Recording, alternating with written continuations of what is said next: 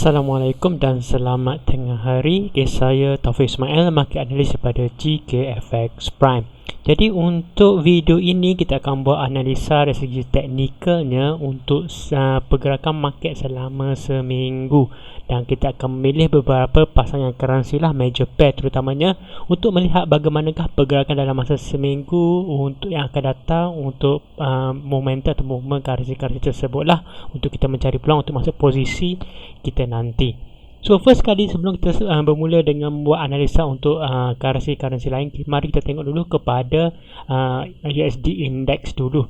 So kepada siapa yang tak tahu mengenai USD index ni adalah kalau kita mengambil currency USD dan kita akan lawankan dengan beberapa major currency yang lain lah. So mana sini untuk kita menilai untuk kekuatan USD itu sendirilah, bagaimana pergerakannya. So di sini terlihat untuk time frame H4 iaitu 4 jam. So dapat lihat sini secara generalnya trend masih lagi menurun lah. Kita tengok pada segi trend line ataupun channel ni, kita nampak bahawa semakin lama pattern harga menunjukkan meng-create lower low, maknanya trend masih lagi menurun. Walau bagaimanapun movement di antara trend line ke atas ke bawah ni agak besar sedikit lah. So kita tengok sekarang ni harga sememangnya dah berdekatan dengan situasi, berdekatan dengan resistance lah, dengan resistance kita dan juga dengan resistance untuk trend line. So jadi minggu ini anggaran kita kemungkinan besarnya bahawa untuk USD dari segi teknikalnya untuk USD turun adalah sangat tinggi. So di sini kita lihat untuk minggu ini kemungkinan besar harga akan turun ke bawah sebelum memantau balik naik ke atas, sebelum turun ke bawah membentuk pengumpulan harga lah. So maknanya harga semakin lama semakin mengecut.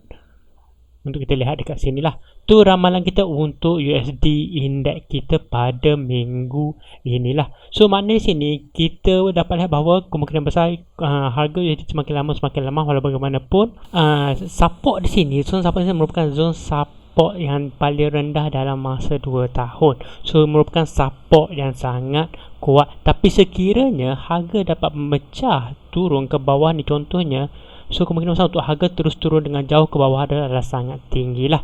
Dan begitu juga sekiranya harga dapat memecah ke atas pada zone resistance ini, untuk harga terus naik itu sangat tinggi.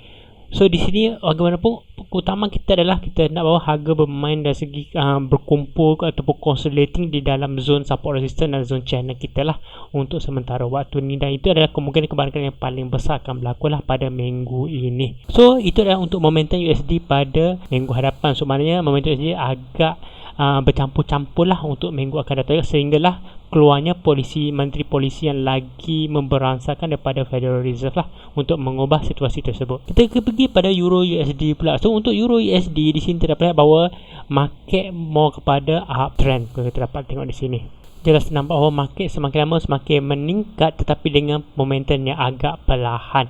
So maknanya selagi market tak memecah zone tersebut, kita berharap bahawa harga akan terus bergerak di dalam zone inilah. So kat mana kita nak cari entry yang paling sesuai? Biasanya kalau kita tahu market movement more kepada sideways, market sideways yang agak kecenderungan agak menaik sini, kita akan pergi pada time frame lagi kecil lah untuk cari mana zone sesuai untuk masuk kita punya posisi lah. So walau bagaimanapun ini adalah tempat cantik untuk kita buy dan tempat untuk kita sell lah ke atas ni lah.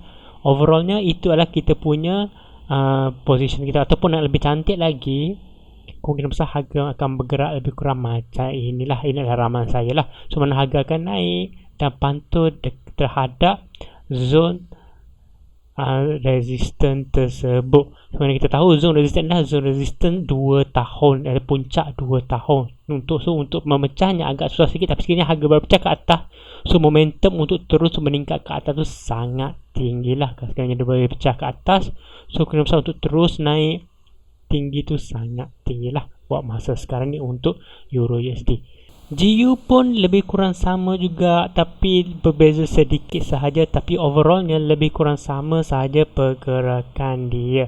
juga ke arah menaik uptrend. So sama seperti EU juga, walaupun kecerundannya lagi tinggi di sini. So maknanya expectation untuk lagi senang untuk market break ke atas tu lagi tinggilah possibility-nya berbanding dengan euro tadi. So mana masih lagi uptrend, walaupun bagaimanapun ini adalah segi teknikal sahaja. So mana sekiranya dari segi fundamental ataupun sentimen yang datang seperti Brexit, yang mana sekali tahu Brexit di antara euro dan UK masih lagi menemui jalan buntu. Sekiranya terdapat masalah dekat situ, so kemungkinan untuk GBP makin menguat tu lagi tinggi lah. So makin tinggi chance untuk dia break ke atas lah.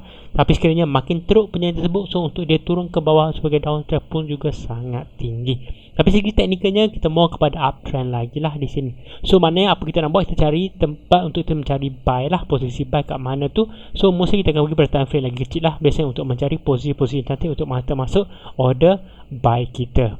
Untuk pesos-nya kita boleh tengok juga kepada USD CAD. So jadi CAD kita boleh nampak bahawa channel menurunnya sudah lama berlaku dan masih lagi turun sekarang, dan sangat cantik dalam channel masih tidak berubah. So expectation kita harga akan terus turun buat pertama kali, mungkin tak dapat break lagi, dia akan cuba menguji sekali lagi dan barulah dia dapat memecah dan untuk menguji sekali lagi sebelum terus turun. So dia akan membuat tangga untuk terus turun untuk USD Kanada. Tapi sekiranya USD tidak berjaya memecah ke bawah resistance ini, kemudian untuk dia terus pantul naik ke atas pun ada jugalah. Tapi more kebarangan positif adalah untuk dia terus menurun lah, sehingga dia berjaya memecahkan zone resistance trendline ataupun support zone resistance SNR tu lah. So overallnya masih lagi dalam keadaan downtrend untuk USD Kanada ini. Untuk USD JPY, kita nampak bahawa market sedang dalam consolidating ataupun tengah berkumpul. Mana momentum market tengah berkumpul, nak turun ke bawah pun tak mau, nak naik ke atas pun tak mau. Kat mana kita nampak bahawa di sini harga membuat higher low lagi. So maknanya makin lama makin meningkat. Begitu juga ke atas kita bahawa kita akan membuat high, lower high dan lower high. So maknanya makin lama makin mengecut. So biasanya ini akan diikuti susunan oleh pergerakan yang sangat besar sekiranya market berjaya memecah antara salah satu lah, sama ada kalau dia pecah ke atas dia akan membesar ke atas, atau kalau dia pecah ke bawah dia akan membesar ke bawah. Tapi selagi tak pecah tu, kita expect bahawa harga akan terus bergerak di dalam consolidating lah sebelum dia pecah mana-mana satu bahagian. So maknanya kita kena berjaga-jaga lah di sini untuk menantikan ke arah mana harga akan bergerak. Yang warna merah ni adalah pergerakan harga sebelum dia berjaya memecah mana-mana zone. Sekali memecah ke atas, harga akan terus naik. Sekali memecah ke bawah, harga akan terus pergi ke arah bawah lah untuk USD JPY. Aku juga membentuk lebih kurang pattern yang sama lah dengan JPY tadi, mana kita tahu bahawa gold dengan JPY ni punya satu sifat yang sama, itu salah satunya adalah safe haven lah, tempat orang berkumpul. So mana sekarang sentimen pasaran tidak menentu, ada positif ada negatif bercampur-campur.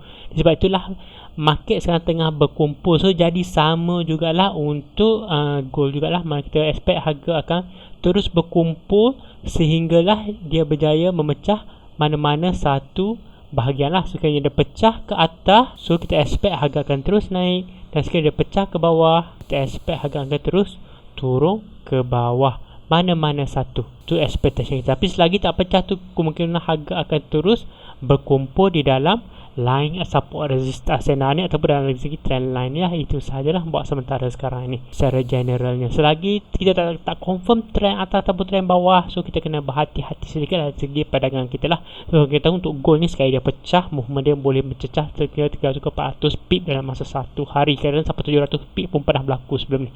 So kena hati-hati dari situ untuk gold. So itu sajalah ramalan untuk seminggu dari segi teknikal analisanya. So sekian saya daripada saya, Taufik Ismail, Market Analyst pada GKFX Prime, your global trading partner.